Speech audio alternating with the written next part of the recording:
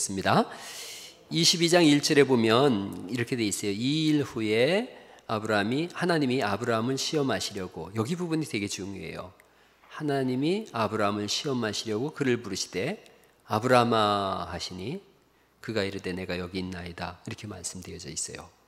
그러니까 창세기 3장에서는 범죄한 아담과 하와를 부르실 때 아담아 내가 어디 있느냐라고 부르실 때는 그 범죄한 현장에서 하나님 부르셨는데, 오늘 본문은 시험하시려고 부르셨다라고 말씀하고 있어요. 이 시험에 대한 의미가 뭔지도 한번 좀 알아보려고 그래요. 아브라함아 할 때 아브라함이 내가 여기 있나이다 라고 하세요. 하나님 부르시거든요. 하나님 부르실 때는 어떤 일을 감당하게 하려고 하나님께서 부르세요. 그러니까 직분을 주시려고도 부르시는 거예요. 성도로 부르시기도 하고 직분자로 부르시기도 하세요. 그래서 내가 여기 있나이다 하고 달려가잖아요. 그러면 하나님께서 직분을 허락하세요. 이 직분이라는 게 되게 중요해요. 오늘 직분에 대해서 좀 한번 생각해 보세요. 하나님 부르실 땐 직분을 위해서 부르시는데, 그 직분이라는 건 다른 거 아니거든요. 하나님이 쓰시려고 하시는 거예요. 쓰시려고. 세상에서도 어떤 직분을 감당하면 월급을 주거든요. 또 그 직분에 맞는 이름도 주고, 직분을 잘 감당하면 명예도 주죠. 하나님 주신 직분이 있어요. 감당하면 하늘에 속한 신령한 복을 주신다라고 성경이 말씀하세요. 그래서 우리를 부르셨어요. 아브라함아 그럴 때 우리의 대답이 여기 있나이다 라고 응답하게 되어져요. 이전엔 아담을 부르셨었거든요. 근데 아담은 더 이상 사라지고 아브라함이 비로소 내가 여기 있나이다 라고 응답함으로 인해서 믿음의 조상이 되어져요. 그 차이점이 어디 있냐면, 아담은 아담아 부르는데 내가 숨었나이다 하는 거예요. 그러니까 내가 숨었나이다 하는 순간 아담의 이름은 사라져 버렸어요. 그런데 아브라함이 내가 여기 있나이다 하는 순간 믿음의 조상이 되어져요. 신앙생활은 부르심에 대한 응답이에요. 하나님 부르심에 대한 철저한 응답, 그게 신앙이에요. 우리가 이제 오후 예배로 부르심을 입은 거예요. 이 응답이에요. 하나님의 부르심에 대한 응답. 오후 예배 드려라 그럴 때 내가 여기 있나이다 라고 나오는 거예요. 내가 숨었나이다 하는 사람은 어느 순간 사라지고 없어져 버려요. 그러나 손을 들고 나오는 거예요. 내가 여기 있나이다. 자, 하나님이 훈련하시는 거예요. 시험이라는 것이 있는 이 표현은 이렇게 개념되어져요. 하나님은 훈련하세요. 마귀는 시험해요. 시험에 두 종류의 단어가 있어요. 하나는 테스트예요. 테스트. 이 훈련인 거죠. 학교에서 선생님들이 시험 봐요. 이게 시험이 그런 시험이 아니잖아요. 너 떨어뜨려야지 이런 시험이 아니라 테스트죠. 이런 훈련의 과정인 거죠. 근데 마귀는 시험한다 할 때 이건 템테이션이라는 표현을 쓰는데 유혹이란 뜻이에요. 걸려 넘어지게 하려고 마귀는 시험을 봐요. 근데 하나님은 이걸 통해서 성과를 내게 하시려고 시험을 하세요. 그러니까 마귀는 시험하고 하나님은 훈련하세요. 교회는 공교롭게도 이 두 가지가 다 공존해요. 마귀가 주는 시험이 있고 하나님이 하시는 훈련이 있어요. 그래서 이렇게 하면 돼요. 시험의 때는 기도하면서 이기는 거예요. 훈련의 때는 믿음으로 이기는 거예요. 그러니까 시험이 왔어요. 기도하면서 하나님께 더 천착되어져서 이겨나가야 돼요. 그런데 하나님 주시는 훈련이에요. 이거 견뎌야 돼요. 이겨나가야 돼요. 믿음으로 이기는 거예요. 그래서 야고보서에 써 있어요. 애매한 고난이 올 때가 있어요. 애매한 고난이 올 때는 참고 견디는 거예요. 아브라함을 부르시는데 시험이 아니라 훈련이거든요. 그 시험이 뭐냐면 아들을 번제로 드리라는 거예요. 이게 하나님의 속성과 안 맞아요. 하나님은 생명을 귀하게 여기시는 분이신데 번제라는 건 여러분 세상에서 가장 끔찍한 게 번제잖아요. 배를 가르고 가죽을 벗기고 기름은 떼내고 뼈와 살을 발라서 살을 하나님 앞에 태워드리는 게 번제인데요. 아들을 그렇게 하라니 이게 말이 안 되는 거죠. 근데 하나님이 지금 그걸 말씀하고 있어요. 거기 2절이죠. 내 아들 내 사랑하는 독자 이삭을 데리고 모리아 땅으로 가서 내가 네게 일려준 한 산 거기서 그를 번제로 드리라. 이렇게 하나님께서 아주 가혹한 삶 훈련을 시키세요. 그런데 이 훈련의 결과를 먼저 말씀드리면, 이 훈련 이후에 아브라함은 더 이상 고단함이나 방황이 끝나요. 요 22장 요 훈련 이후에는 더 이상 나그네의 삶이 아니에요. 그러니까 훈련 이전엔 나그네 삶이었어요. 우고한다 그랬는데 이 훈련 이후의 삶이 완전히 정착되어져요. 그러니까 우리에게 있어서 어떤 하나님 이렇게 넘어야 될 시험이 있어요. 그 시험에서 무너지면 계속 방황해요. 계속 우고하는 어디 여기저기 움직여지는 그런 삶을 살아요. 그러나 그 시험을 넘어서면 비로소 정착되어져요. 강한 훈련 후에 정착이 되어져요. 이제 우리가 오늘 새가족 모임이 오늘 처음으로 시작되어졌어요. 제가 오늘은 그런 말씀을 안 드렸는데 새가족 모임 때 제가 꼭 하는 얘기가 있거든요. 제가 여기 새가족들이 다 계시니까 말씀드리는데 꼭 하는 말이 있어요. 신앙생활하면서 3년 안에 꼭 어려움이 온다고. 3년 안에 정착하기 어려운 시험들이 와요. 그 시험의 일부는 목사 때문에도 와요. 목사가 이게 여러분 이렇게 은혜가 되어지면 목사가 하는 말에 아멘이 되어지고 웃기면 웃고 울리면 울고 그 소통이 자유롭거든요. 근데 목사한테 시험이 들어봐봐요. 그러면 성경을 읽어도 은혜가 안 되고 예수님이 와서 설교를 해도 은혜가 안 돼요. 그게 목사로 인해서 오는 시험이 있을 수 있고요. 성도 간에 또 시험이 있어요. 대부분 하나님하고 싸워서 교회 안 나온다 이런 사람 본 적이 없어요. 목사하고 싸워서 교회 안 나온다 이런 사람들 거의 본 적이 없어요. 제가 목회 벌써 96년부터 했지만 저하고 싸웠다 그런 사람 없어요. 진짜로 저하고 막 그렇게 개인적인 일로 싸우고 이런 사람 한 번도 없었어요. 지금까지. 그리고 혹시 내가 실수하면 난 꼭 가서 미안하다고 얘기를 해요. 내가 잘못했어요 라고 얘기를 해요. 그래서 풀지. 근데 성도 간에 다툼이 있어요. 성도 간에 옆집 사람하고 싸워가지고 교회 안 나오는 사람은 없어요. 근데 성도 간에 다퉜어요. 뵈기 싫어요. 그러니까 어려움이 오게 되어져요. 여러분 그런 건 괜찮아요. 부부싸움 하고서는 그 다음날 아침에 이씨 교회 안 가 그런 사람들 있잖아요. 싸우긴 지들끼리 싸워놓고 교회는 안 간다고 그런 건 괜찮아요. 그 다음 주에 가면 풀리면 또 칼로 물베기니까 괜찮은데 성도 간에 다툼이 있으면 이것처럼 고단한 게 없어요. 그런 훈련 과정이에요. 이건 믿음으로 잘 이겨나가야 돼요. 그래서 22장 1절이 아브라함을 시험하시려고, 시험은 입증해야 돼요. 이 시험이란 이 히브리어 단어가 입증하다, 한 단계 높이다 이런 뜻이에요. 그게 이제 하나님께서 아들 바치라 그러는데 그 아들이 아브라함의 상급이고 방패고 미래거든요. 그러니까 하나님이 이렇게 물으시는 거예요. 내 사랑하는 내 아들, 내 독자 내게 바치라 그러세요. 나중에 이 시험 통과하잖아요. 그랬더니 하나님께서 뭐라고 하시냐면 거기 16절에 이렇게 되어 있어요. 16절 이르시되 여호와께서 이르시기를 내가 나를 가리켜 맹세하는 네가 이같이 행하여 내 아들 내 독자도 아끼지 아니하였은즉 내가 네게 큰 복을 주고 네 씨가 크게 번성하여 하늘의 별과 같고 바닷가의 모래 같게 하리니 네 씨가 그 대적의 성문을 차지하리라. 자꾸 내 거 네 거를 구분하세요. 그러니까 여러분 신앙생활하면서 자식이 누구 거냐 이 싸움을 하나님 계속 걸어오세요.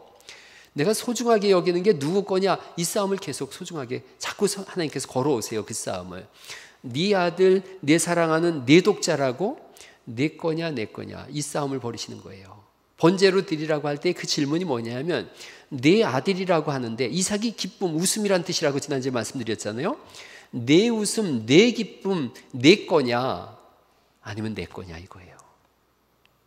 이러면 이 싸움이 우린 다 아유 하나님 거지요 그러지만 자식을 하나님 거면 하나님 뜻대로 키워야 되는데 다 내 뜻대로 키우려고 그러는 걸요. 또 나에게 기쁨이 되게 하려고 그렇게 하는 걸요. 하나님 자꾸 이 싸움을 걸어오세요. 네 거냐 내 거냐. 신앙 성장에 있어서 제일 중요한 게 뭐냐면 네 거냐 내 거냐를 구분하는 거예요. 이렇게 교회 안에서 헌금으로 시험 드는 경우도 많아요. 11조 생활을 하나님이 왜 굳이 요구를 하시냐면 내가 가진 재산이 네 거냐 내 거냐 이런 거예요. 여러분 돈이 얼마나 힘이 센지 아세요? 주님 앞에 나와서 이런 기도할 때 주님 내 생명 주님께 드리리 내 생명 주님께 드리리 막 그렇게 찬송해요. 근데 주께서 야 생명은 좀 나중에 주고 네 돈이나 좀 가져와 봐라 그러면 시험 들었어요. 교회에서 돈 얘기해서 나 교회 안 다닐 거예요. 이렇게 얘기를 해요.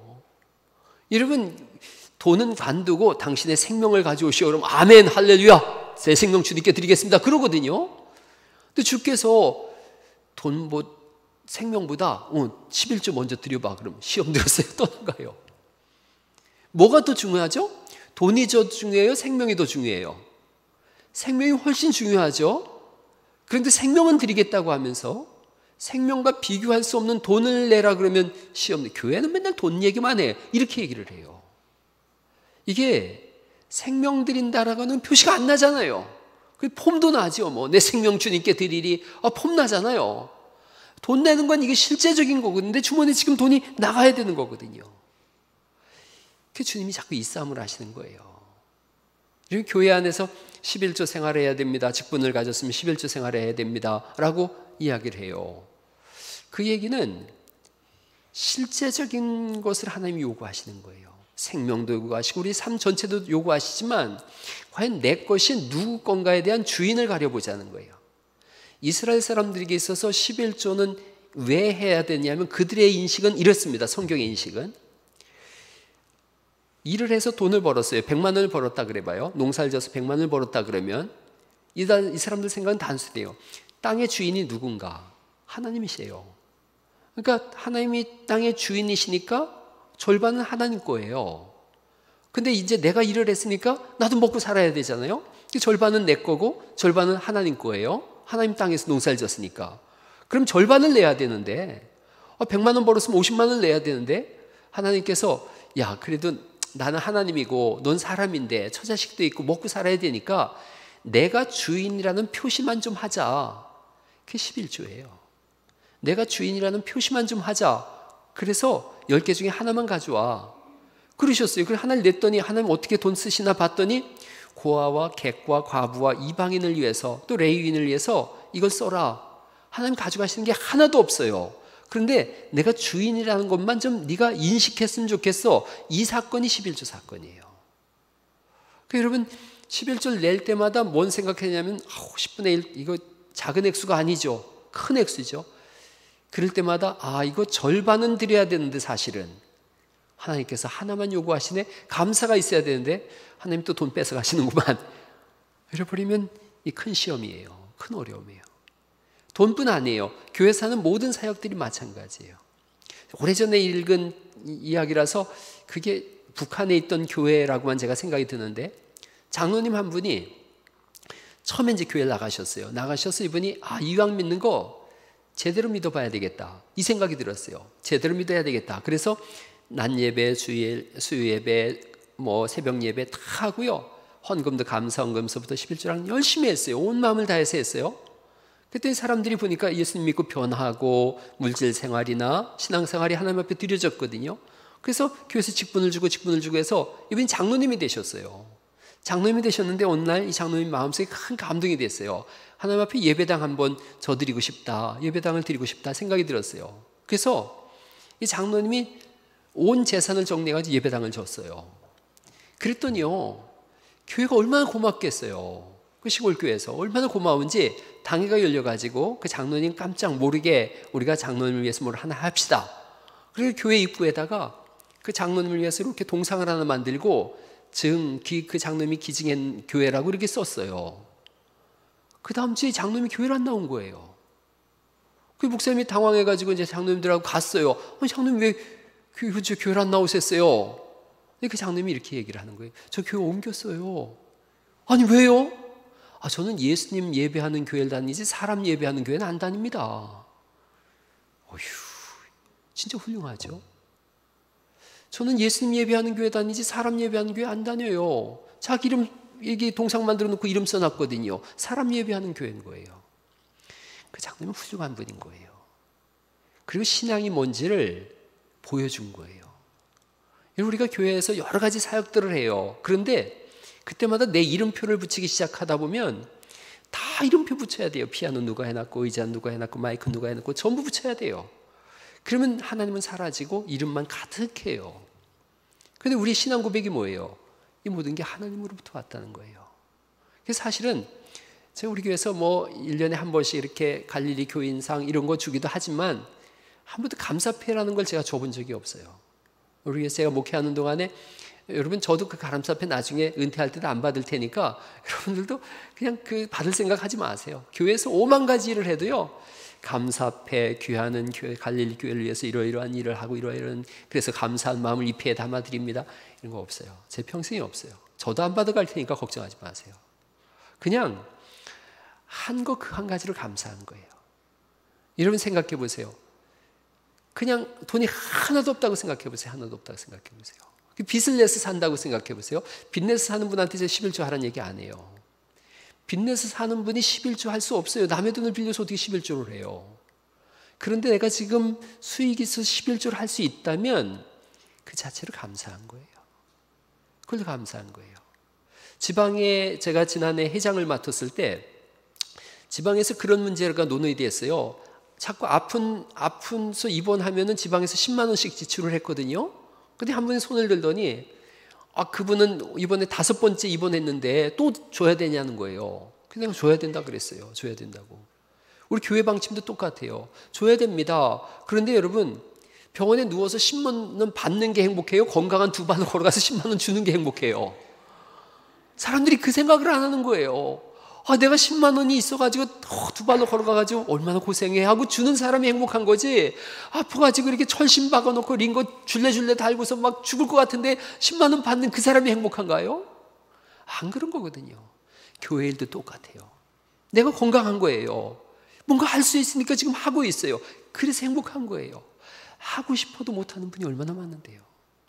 오래전에 제가 유성교회에서 교육전사로 있을 때 목사님 외국을 나가셔가지고 갑자기 병원에 신방 갈 일이 있었어요. 그 어머니가 돌아가신다 해가지고 갔는데 그 어머니 권사님이 진짜 손을 꼭 붙잡고 떨면서 말씀하셨어요. 전도사님, 교회 가서 장의자 한 번만 더 닦고 죽는 게 소원이에요. 제가 그때 뼈저리게 느꼈어요. 그게 신앙이지. 그게 신앙이지. 지금 여러분 주일날이나 토요일날 오셔서 땀 뻘뻘 흘리면서 이렇게 교회 이거 청소하는 거 보면 제가 얼마나 고마운지 몰라요. 그래서 청소하시는 분들한테 가서 제가 꼭 고맙다 그러고요. 오늘도 막 주방에 보니까 남자 이렇게 어깨가 막 대문짝만한 남자 셋이 서가지고 막 그걸 닦길래 제가 이렇게 탁 치고서 고맙습니다 그랬어요. 그래서 고맙지만 사실 그분들이 더 고마운 거예요. 이거 우리 교회 설거지 하려면 이게 보통 경쟁률이 아니에요. 이거 스카우트 제안을 받아야만 할 수 있는 거예요. 근데 일단 이걸 하고 싶은 마음이 들었다는 것과 이걸 할 수 있는 건강이 있다는 것과 그거 하다 접시나 몇 번 깨봐요. 그 사람 바로 탈락이에요. 그런 아주 교묘한 손놀림. 이런 게 다 이게 필요 충분 조건이 되니까 이거 하는 거 아니겠어요? 그래서 감사한 거예요. 여러분 토요일날 이제 여름철에 이 예배당 청소하는 분 보면요. 옷이 다 젖어요. 다 젖어요. 이거 혼자 하기에 굉장히 넓은 거예요. 제가 한번 해봤어요. 여름날, 금요일날, 토요일날 청소하는 분들한테 깜짝 선물해야지. 그리고 해봤는데요. 딱 2시간 걸리더라고요. 머리부터 발끝까지 진짜 땀이 비 오듯 쏟아지면서 이거 했어요. 근데 얼마나 고마워요. 목사가 이걸 하고 싶은 마음이 들었다는 것도 고맙지만 이걸 할 수 있는 체력이 된다는 게 얼마나 고마워요. 저처럼 바람 불면 날아갈 것 같지 않습니까? 제가 불어봐요. 불지 말아요. 날아가요. 근데 이걸 2시간을 내내 했다는 게 얼마나 감사한지 몰랐어요. 병상에서 골골하는 분들도 얼마나 많으신데. 그래서 생각을 바꾸면 다 감사해요.